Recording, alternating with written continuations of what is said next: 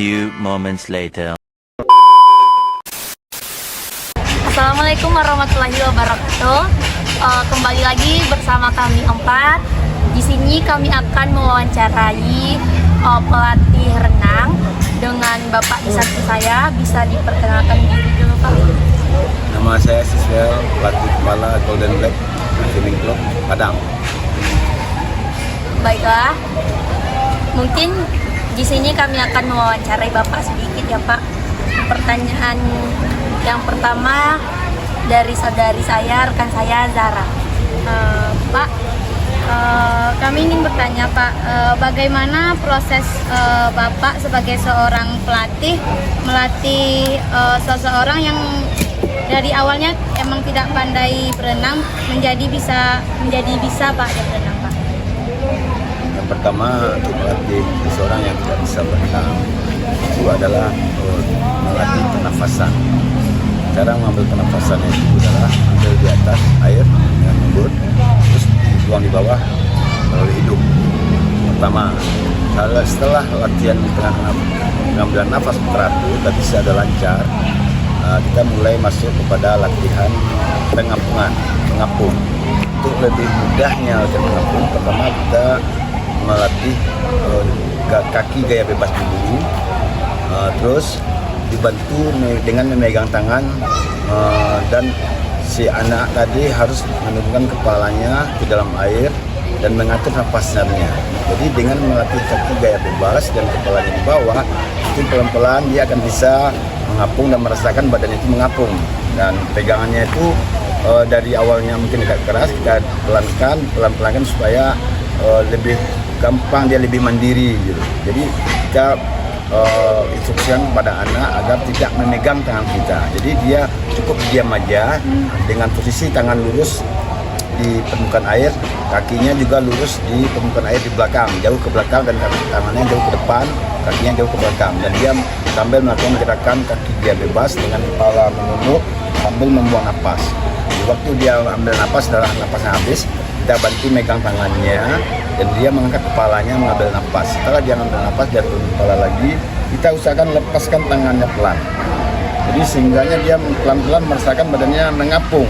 Nah, di situ kita biasakan bagaimana dia tuh merasakan badannya itu mengapung, serileks-rileksnya. Jadi dia tuh melakukannya harus rileks sambil membuang napas. Nanti setelah napasnya habis lagi, ambil lagi, turun lagi, endang lagi. Begitu selanjutnya. Pak, untuk berapa lamanya melatih anak tersebut supaya bisa itu normalnya berapa, Pak? Sebenarnya semua itu tidak ada yang bisa memastikan, karena itu tergantung kepada si anak sendiri. Terus bagaimana kita menyampaikan instruksi kepada anak agar dia cepat mengerti dengan apa yang kita inginkan tadi. Terus kalau seandainya dia tuh bisa menyesuaikan dalam arti kata mengikuti semua instruksi kita, insya Allah itu dua kali latihan itu udah bisa. Nah, tergantung kita targetnya kan, kita pertama untuk melatih renang ini bisa berenang. Artinya bisa berenang, bisa mengapung. Jadi pelan-pelan dia bisa dulu mengapung, bisa berenang. Pelan-pelan secara teknis kita tidak pedulikan dulu, yang penting dia bisa dulu. Namun pelan-pelan kita perbaiki tekniknya kembali sampai dia bisa. Tergantung kita pengennya gaya apa, mau gaya dada apa gaya bebas. Tapi kalau sebagusnya kita melatihnya di gaya dada, karena gaya dada itu lebih enteng gitu, dan kata tidak memerlukan tenaga yang ekstra gitu. Jadi untuk awalnya kita melatih kaki gaya bebas tadi itu untuk permulaan dari belajar melatih mengapung. Setelah dia bisa mengapung, nanti kita masuk ke kaki gaya dada. Nah, di saat dia bisa melakukan teknik kaki gaya dada, dan itu kita bisa lakukan tanpa pegangan. Dalam arti kata dia mandiri mengapung. Jadi setelah dia belajar kaki gaya dada udah lancar, 3 tendang, kita bantu dia mengambil napas untuk 1 napas, 3 kali tendangan, 1 kali napas, 3 kali tendangan, 1 kali napas. Begitu seterusnya sampai dia pun mendapatkan ritmenya, bagaimana kapan saatnya menendang, kapan saatnya ambil napas, kapan saatnya dia membuang napas. Jadi dia harus bisa mengikuti dan menghafal dengan ritme tadi sampai dia bisa benar-benar merasakan badannya mengapung di saat dia mengambil napas kayak mana. Nah, terus turun lagi, tendang lagi, dan dia merasakan badannya mengapung. Jadi inti dari berenang itu adalah mengapung. dan mengatur nafas. Dan Pak, bagaimana cara Bapak seorang pelatih mengatasi trauma terhadap air atau kolam yang pernah mengalami setelah Jadi kalau saya melakukannya, pertama adalah dengan mengajak mereka itu bermain pelan-pelan, sampai dia itu bisa merasakan dia tidak mulai menyatu dengan air gitu. Jadi apabila dia sudah mulai menyatu dengan air, jadi kita pelan masuk ke pengertian pernafasan tadi. Inti dari benarnya adalah pernafasan. Kalau dia bisa bernafas, nanti baru pengapungan. Ya, jadi atur nafas dulu, bagaimana dia bisa mengerti cara ngambil nafas dan cara membuang nafas. Apabila dia tidak bisa mengerti, dia akan timbul kembali keberaniannya. Jadi sebelumnya karena dia trauma, karena dia tidak bisa sama sekali, maka dia masih berkutat di dalam rasa trauma tadi. Ya, itu tadi. Jadi disitulah kita pelan-pelan menyampaikan, memasukkan teknik-teknik berenang, teknik-teknik pernafasan, teknik-teknik pertemuan tadi.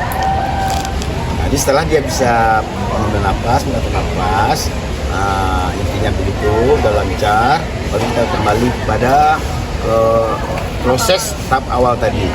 Untuk melatih mengapungnya, latihan tendangan dasarnya, mau tenang air bebas, apa ada kaki di dada, tergantung kita kemana kita arahkan. Pak, kan Bapak selaku pelatih renang, bagaimana pendapat Bapak tentang olahraga renang jika dibandingkan dengan cabang olahraga lainnya? Untuk cabang olahraga renang itu menurut saya itu termasuk olahraga yang sangat diperlukan oleh setiap manusia. Kenapa? Olahraga renang ini juga termasuk olahraga bela diri. Di zaman Nabi dulu juga disarankan kita belajar renang.